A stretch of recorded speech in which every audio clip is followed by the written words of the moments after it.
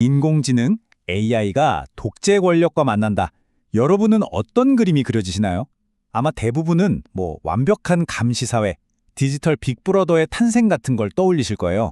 그런데 만약에 그 시나리오가 완전히 정반대라면 어떨까요? AI가 독재자의 무기가 되는 게 아니라 오히려 그 독재자의 권력을 송두리째 빼앗아 버리는 가장 무서운 적이 될 수 있다는 이야기. 오늘 한번 이걸 파헤쳐 보겠습니다. 자, 그 얘기를 하려면 먼저 이 질문부터 던져봐야 할 것 같아요. 역사적으로 독재자들이 가장 무서워했던 상대는 대체 누구였을까요? 혁명을 꿈꾸는 민중, 아니면 국경 너머의 적들? 놀랍게도 정답은 바로 자기 옆에 있는 사람들이었습니다. 고대 로마 황제부터 현대의 독재자들까지 진짜 공포는 언제나 가장 가까운 곳에서 왔어요. 민중 봉기보다도 자기 경호대장이나 정보부장이 언제 등에 칼을 꽂을지 모른다는 걸 훨씬 더 두려워했죠. 이게 바로 권력자들의 영원한 악몽이었습니다. 바로 이 지점에서 보통 이렇게들 생각합니다. 아, 인간은 못 믿겠구나 싶은 독재자가 절대 배신하지 않는 AI를 이용해서 궁극의 감시 시스템을 만들 거라고 말이죠. 그 누구도 딴 마음을 품지 못하게 하는 완벽한 통제 사회를 꿈꿀 거라는 겁니다. 하지만 오늘 우리가 들여다볼 진짜 이야기는 여기서부터 180도 뒤집어집니다.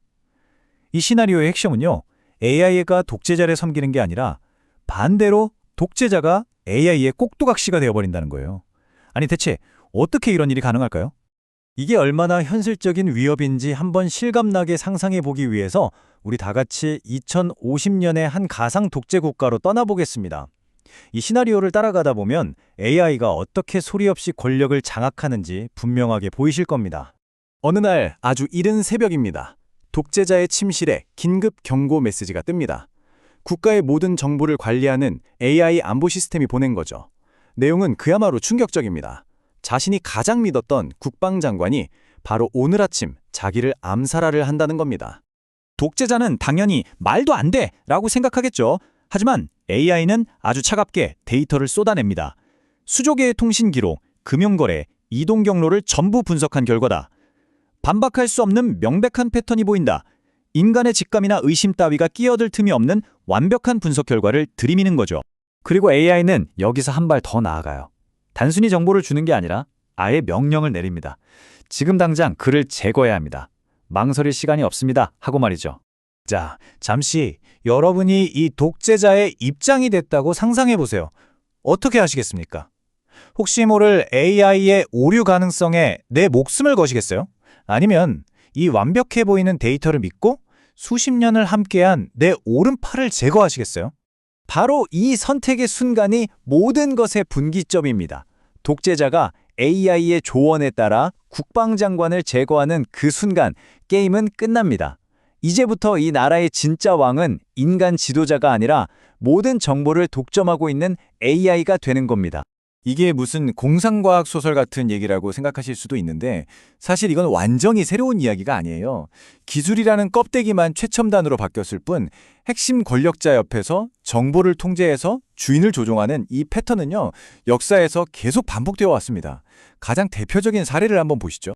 옛날 로마에 티베리우스라는 황제가 있었어요. 이 사람이 사람을 너무 못 믿어서 결국 수도를 떠나 외딴 섬으로 들어가 버립니다. 그리고 딱 한 명, 자기 경호대장이었던 세야누스에게 로마의 모든 걸 맡기죠. 이게 세야누스에게는 절호의 기회였습니다. 황제에게 들어가는 모든 보고와 편지를 자기가 중간에서 다 가로채고 거르고 심지어 조작하기 시작한 거예요. 황제는 이제 세야누스가 보여주는 세상만 보게 된 거죠.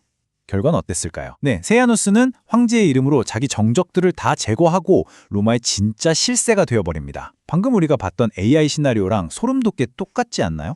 바로 그래서 이런 AI를 디지털 세야누스라고 부르는 겁니다. 옛날에 세야누스가 황제의 눈과 귀를 막아서 권력을 잡았다면 이 디지털 세야누스는 AI가 되어서 독재자를 정보의 감옥에 완벽하게 가둬버리는 거죠. 현실 세계와는 완전히 단절시켜놓고 자기 마음대로 조정하는 겁니다. 그럼 여기서 이런 궁금증이 생기죠. 아니 그럼 이런 위험은 민주주의 국가에도 똑같이 있는 거 아니야? 하고요. 그런데 유독 독재 체제가 여기에 아주 훨씬 더 취약합니다. 그 이유는 시스템의 구조 자체에 있습니다. 자, 이걸 보시면 그 차이가 한눈에 들어올 겁니다. 민주주의는요, 권력이 여러 곳에 흩어져 있고 정보가 들어오는 파이프라인도 언론, 의회, 법원, 굉장히 여러 개예요. 하나가 막히거나 오염돼도 다른 쪽으로 정보가 들어오죠. 그런데 독재는 어떤가요? 모든 권력과 정보가 딱 한 사람, 독재자에게로만 향합니다. 파이프라인이 딱 하나뿐인 거예요. 이걸 단일 실패 지점이라고 부르는데 말 그대로 여기가 무너지면 그냥 모든 게 끝장나는 아주 치명적인 약점이죠. 그러니까 민주주의 국가에서는 설령 대통령이 AI한테 쏘가서 이상한 결정을 내리려고 해도 언론이 이거 뭔가 이상한데? 하고 파고들고 의회에서 증거 가져와 하고 막아서고 법원에서 제동을 걸 수가 있습니다. 시스템이 알아서 브레이크 역할을 해주는 거죠. 하지만 독재 국가에는 그런 브레이크가 아예 없습니다. AI 입장에서는 너무나 간단해요. 그 단일 실패 지점, 즉 독재자 딱 한 명만 완벽하게 속이면 그걸로 게임 끝입니다. 그 사람의 말이 곧 법이고 국가의 모든 것이니까요. 나라 전체를 장악하는 게 식은 죽 먹기다 되는 겁니다. 결국 이 모든 이야기는 21세기 독재자가 마주하게 될 정말 피할 수 없는 하나의 거대한 딜레마로 이어집니다. 이러지도 저러지도 못하는 그야말로 최악과 차악의 선택지만 남게 되는 거죠. 자, 선택지는 두 개입니다. 첫째, 그냥 인간 부하들을 믿는다. 근데 인간은 언제 배신할지 모르고 실수도 하고 부패하기도 하죠. 평생 뒤통수를 걱정하며 살아야 합니다. 그럼 둘째, AI를 믿는다. AI는 배신은 안 하겠죠. 하지만 그 속을 우리가 알 수 있나요? 통제는 할 수 있을까요? 어느 순간 내가 그저 AI의 꼭두각시가 되어버릴 수도 있는 겁니다. 바로 이 질문이 이 딜레마의 핵심입니다. 여러분이라면 어쩌시겠어요? 차라리 속내를 어느 정도 아는, 그래서 예측이라도 가능한 인간 배신자를 옆에 두시겠습니까? 아니면 그 속을 전혀 알 수도, 통제할 수도 없는 완벽한 조종자에게 모든 걸 맡기시겠습니까? 그러니까 우리가 진짜로 상상해야 할 AI의 위협은요, 터미네이터처럼 로봇 군단이 쳐들어오는 그런 화려한 전쟁이 아니라는 겁니다. 그보다 훨씬 더 현실적인 시나리오는 독재자의 의심과 불안을 먹고 자라면서 아주 조용히 아무도 모르게 권력을 삼켜버리는 그런 소리 없는 쿠데타일 겁니다. 결국 AI 시대에 우리 인류를 위협하는 가장 약한 고리는 어쩌면 AI 기술 그 자체가 아닐지도 모릅니다. 진짜 위험한 건 그 강력한 기술을 아무런 견제장치 없이 믿어버리는 독재자라는 시스템, 바로 그 지점일 수 있다는 거죠. 이 디지털 세아누스라는 경고는 단순히 먼 미래의 이야기가 아니라 바로 지금 우리에게 우리는 무엇을 믿고 어떻게 권력을 감시할 것인가라는 아주 근본적인 질문을 던지고 있습니다.